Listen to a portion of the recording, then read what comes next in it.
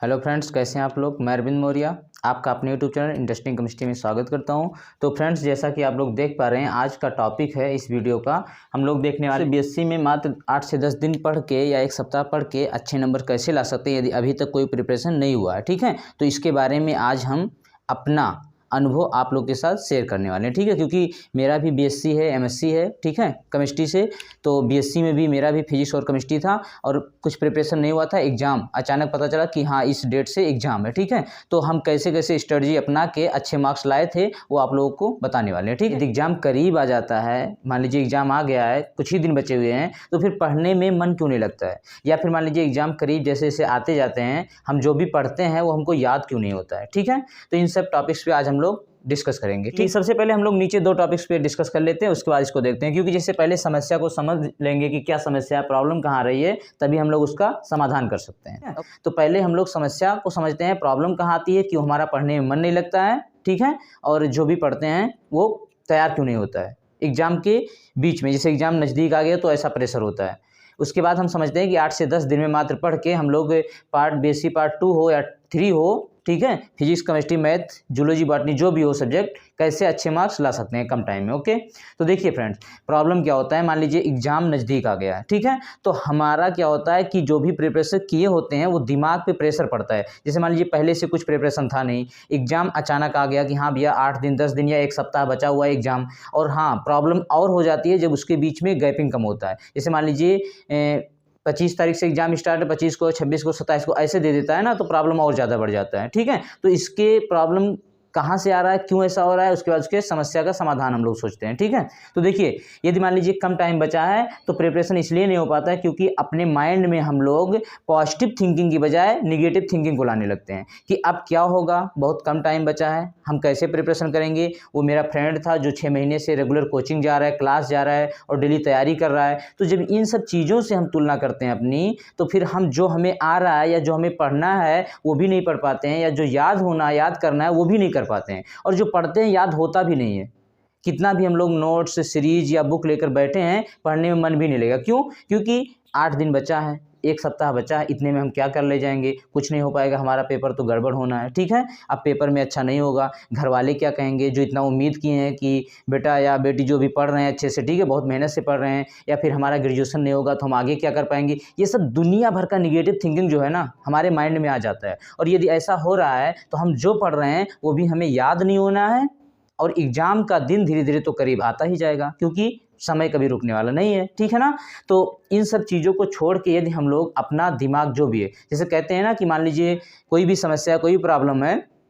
तो यदि हम उस समस्या पे जब तक ध्यान देंगे तब तक वो समस्या ही हमारे साथ रहेगा। लेकिन जब उस समस्या से अपना ध्यान हटा के उसके समाधान पे हम ले जाएंगे कि हमें इसका सोल्यूशन चाहिए, कैसे होगा, समस्या तो हो ही गया है जो भी है, लेकिन अब इसका समाधान चाहिए, सोल्यूशन चाहिए, तो फिर हमारा दिमाग फोकस करेगा सोल्यूशन की साइड में, और वहाँ से सोल्यूशन हमें कहीं ना कहीं किसी न किसी तरह से मिल ही जाएगा। ठीक है, लेकिन होता क्या है कि चारों तरफ से, और हाँ ये भी है कि मान लीजिए निगेटिव थिंकिंग कहीं से हम ला रहे हैं, एक दो तरफ से माइंड में लाते हैं तो 2-4 तरफ से वो ऑटोमेटिक चला आता है। ठीक है, तो करना क्या हम लोगों को कि कभी भी एग्जाम आ गया है, कम टाइम में एक सप्ताह है, जो भी उसका स्ट्रेटजी अभी हम बता रहे हैं कैसे कैसे करना है। ठीक है, अपना अनुभव हम शेयर कर रहे हैं आप लोगों के साथ, तो उसी प्रकार से करेंगे तो हम लोग 8 से 10 दिन में एक सप्ताह में कम टाइम में पढ़ के और अच्छे मार्क्स मतलब 60% से अधिक ला सकते हैं, और वो भी एक अक्षर नकल की आवश्यकता नहीं उसमें। ठीक है, हम खुद करके अपने बल पे ला सकते हैं। ओके, तो देखिए फ्रेंड्स, करना क्या है कि सबसे पहले तो निगेटिव थिंकिंग को हटाना है। निगेटिव थिंकिंग जो भी हमारे अंदर कि मतलब मेरा फ्रेंड्स इतने दिन से पढ़ रहा है, ठीक है, उसका अच्छा पेपर होगा या मेरा होगा,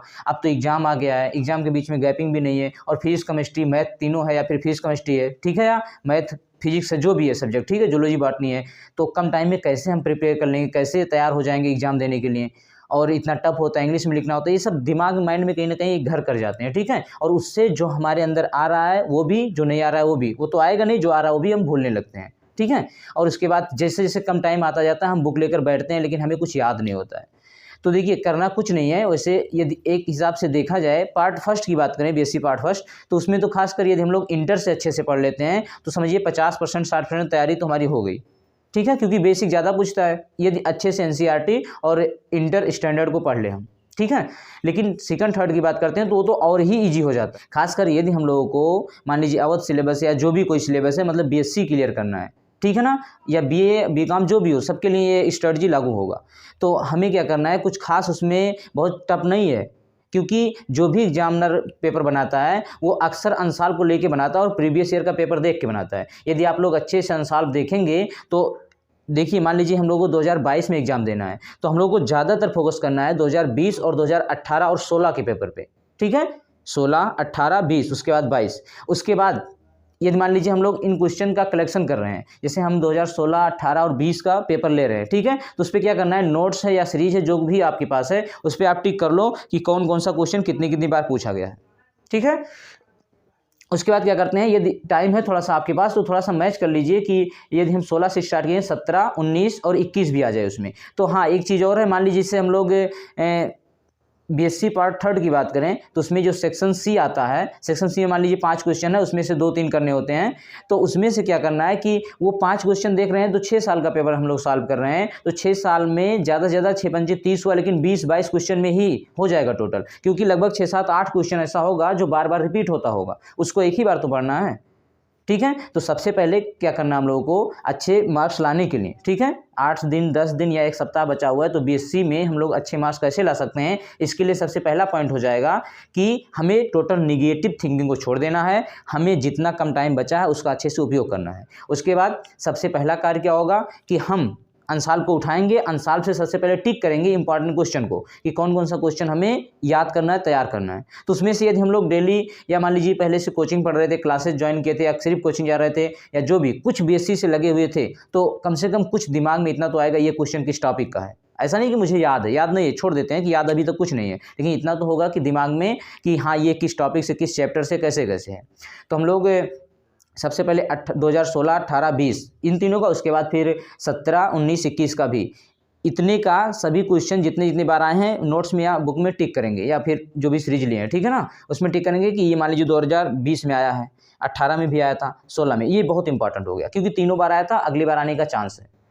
तो उसके बाद क्या करना है, और अच्छे से क्या करना है, एक रफ लेना है, ठीक है ना, और रफ लेने के बाद मान लीजिए अभी 1 सप्ताह बचा हुआ एग्जाम, ठीक है, तो इस बीच में यदि एग्जाम के बीच में गैपिंग 2-2 दिन 1 दिन है तो अच्छी बात है, नहीं है तो क्या करना है, अभी से एक पेपर, जैसे फर्स्ट पेपर उठाना है फिजिक्स का, मान लीजिए फर्स्ट पेपर,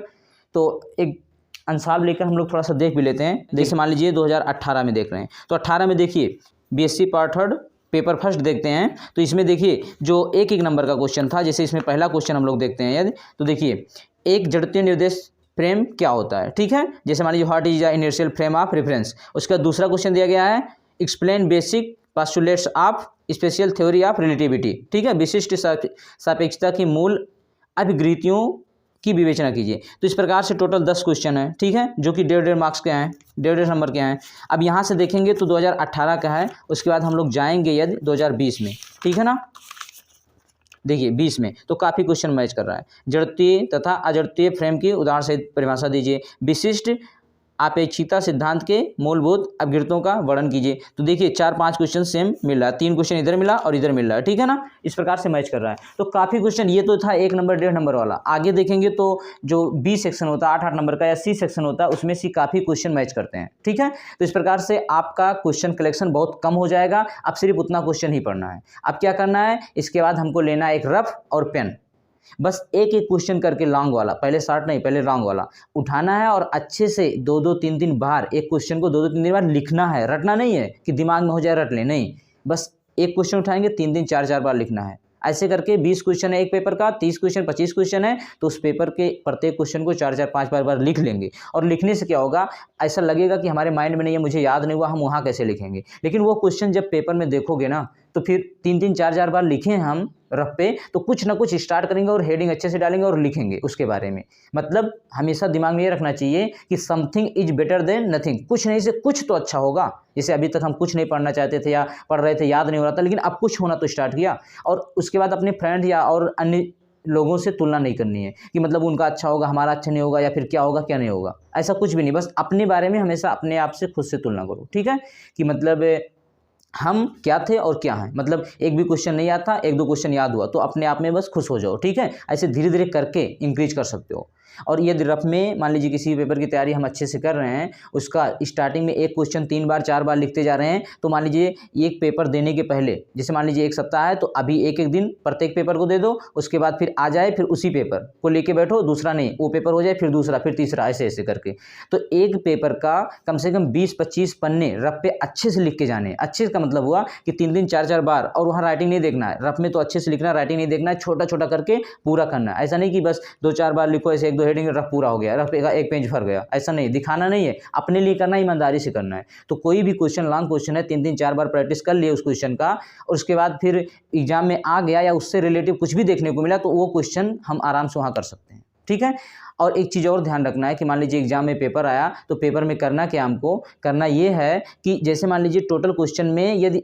अच्छे से 2-4 क्वेश्चन हमें याद है, टोटल याद है तो बहुत अच्छी बात है, यदि टोटल नहीं 2-4 क्वेश्चन भी अच्छे से याद है तो उस क्वेश्चन को हम पहले लिखेंगे। क्योंकि एग्जामिनर क्या है कि कॉपी देखता है, सबसे पहले क्वेश्चन पर ध्यान देता है, हेडिंग पर ध्यान देता है, और कितना अच्छा लिखा गया है इस पर ध्यान देता है। यदि हमारा कॉपी बहुत अच्छा, देखने में अच्छा है, पहला 2-3 क्वेश्चन बहुत अच्छे से जो आंसर पूछ रहा है उतना ही लिखे हैं और उसको लिखे हैं एग्जैक्ट, तो फिर अच्छा नंबर पूरे कॉपी में मिलने के चांसेस होते हैं। और यदि कॉपी आप पूरा करके आ रहे हैं, कॉपी छोड़ नहीं रहे हैं, क्वेश्चन छोड़ नहीं रहे हैं, क्वेश्चन पूरा हो रहा है, तो फेल की तो बात छोड़ दीजिए, 60 एबव आपको होना ही है। 60 से नीचे आपका मार्क्स नहीं जाएगा, ऊपर ही रहेगा, ठीक है, अबव 60।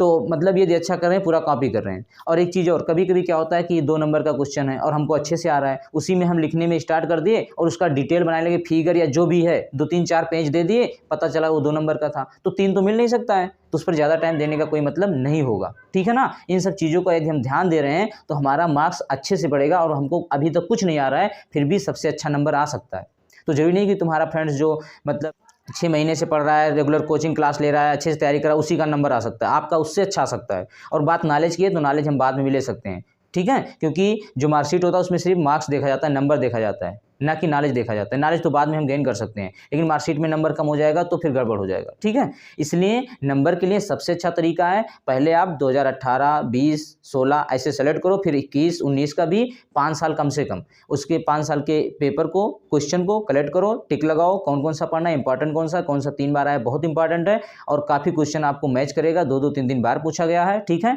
उसको अच्छे से 3-3, 4-4 बार लिख के तैयार कर लो, और वही एग्जाम में मिलेगा, अच्छे से लिखोगे। 2-4 क्वेश्चन मिला, मान लीजिए टोटल नहीं मैच कर रहा है, आउट ऑफ सिलेबस या कुछ भी दे दिया, तो 2-4 क्वेश्चन तो मैच करेगा ना, और टफ भी ज़्यादा आ गया तो सबके लिए आएगा। फिर भी सबसे प्लस पॉइंट ये रहेगा आपके लिए, यदि ऐसा किए हो, ठीक है, कि जितना पढ़ के गए हो, जितना लिख के गए हो, यदि कुछ नहीं आ रहा है एग्जाम में, सब अलग से क्वेश्चन है, तो उतना क्वेश्चन तो आप, ऐसा हो नहीं सकता, बट ऐसा हुआ भी कुछ, मान लीजिए हद तक 50% नहीं मैच कर रहा है, 50% मैच कर रहा है, उसको लिखोगे। उसके बाद जो आप याद किए हो हेडिंग वो डालो जो क्वेश्चन में आया, अच्छे से हेडिंग डालो जो क्वेश्चन में पूछ रहा है, उससे रिलेटिव कुछ भी। अब ऐसा नहीं कि उससे रिलेटिव मतलब जैसे सीरियल के बारे में लिख दो, मूवी के बारे में लिख दो, ठीक है ना, और ये कच्चा बादाम सॉन्ग लिख दो, तो ऐसा नहीं करना है, बट अच्छे से करना है, उसी के बारे में लगभग रिलेटिव। अब केमिस्ट्री है तो केमिस्ट्री से रिलेटिव, उस क्वेश्चन से रिलेटिव लिखना है हमको। और हाँ, मान लीजिए 2 क्वेश्चन दिया है और दोनों नहीं आ रहा है, और एक थ्योरेटिकल में जा रहा है और एक डेरिवेशन या फिर न्यूमेरिकली जा रहा है, तो हम थ्योरेटिकल को चूज करेंगे, क्योंकि थ्योरेटिकल में हेडिंग अच्छे से डालेंगे और नीचे कुछ भी लिखते चलेंगे, कोई प्रॉब्लम नहीं होगा, ठीक है। और देखिए, जैसे हेडिंग अच्छे से होना चाहिए, मान लीजिए पूछ रहा है एटॉमिक स्ट्रक्चर, ठीक है, तो ऐसे मान लीजिए पूछ रहा है कि डाल्टन्स एटॉमिक स्ट्रक्चर या फिर रदरफोर्ड एटॉमिक स्ट्रक्चर या श्रोडिंगर वेव इक्वेशन, ठीक है, या अनसर्टेनिटी प्रिंसिपल पूछ रहा है, तो इस प्रकार से हेडिंग अच्छे से डालेंगे। हेडिंग अच्छा होना चाहिए, स्केच से मोटा और अच्छा होना चाहिए, उसके बाद इसके अंदर इससे रिलेटिव कुछ लिखो, फिर आगे नहीं आ रहा है समझ में तो उसी को मतलब और आगे एक्सप्लेन कुछ भी कर दो अपने मन से, प्रॉब्लम नहीं है कि एग्जैक्ट सही हो, लेकिन स्टार्टिंग में 2-4 क्वेश्चन बहुत अच्छा होना चाहिए जो आपको अच्छे से याद हो, आगे कैसा भी करके एक्सप्लेन कर सकते हो, तो इस पर ज़्यादा ध्यान नहीं दिया जाएगा कि क्या लिखे हो, बट स्टार्टिंग 2-3 क्वेश्चन हुआ और हेडिंग अच्छे से लिखे हो, क्वेश्चन नंबर अच्छे से डाले हो, तो आपको अच्छा नंबर मिलना ही मिलना है। और हाँ, एक चीज़ और, जो सेक्शन ए बी सी होता है उसमें सेक्शन गलत नहीं होना चाहिए, सेक्शन सी डाले हो तो सी का क्वेश्चन करो, बी डाले हो तो बी का क्वेश्चन करो, और जिस प्रकार से पूछा है उस प्रकार से करो, ठीक है। तो हमको नहीं याद है फिर भी अच्छा नंबर हम ला सकते हैं, ऐसा नहीं कि जिसका बहुत अच्छे से प्रिपरेशन साल 2 साल से 6 महीने से चल रहा वही अच्छा मार्क्स लाएगा, ठीक है। तो ऐसा करके हम लोग अच्छा मार्क्स ला सकते हैं। तो फ्रेंड्स, आप लोग अच्छे से प्रिपरेशन करेंगे, जैसे बता रहे हैं स्ट्रेटजी अपनाएंगे तो अच्छे से अच्छे मार्क्स आएंगे, ठीक है। यदि अभी तक नहीं कुछ तैयार है तब भी अच्छे से रफ में लिख के 20 पन्ने लिख के, कम से कम एक पेपर में हमको 20 पन्ने से कम लिख के नहीं जाने हैं, ठीक है। तो जैसे देखिए, कहते हैं कि डर मुझे भी लगा फासला देखकर, डर मुझे भी लगा फासला देखकर, पर मैं बढ़ता गया रास्ता देखकर, खुद ब खुद मेरे नज़दीक आती गई मेरी मंजिल मेरा हौसला देखकर। ओके, तो ठीक है फ्रेंड्स, आप लोग अच्छे से प्रिपरेशन कीजिए। Thanks for watching, best of luck.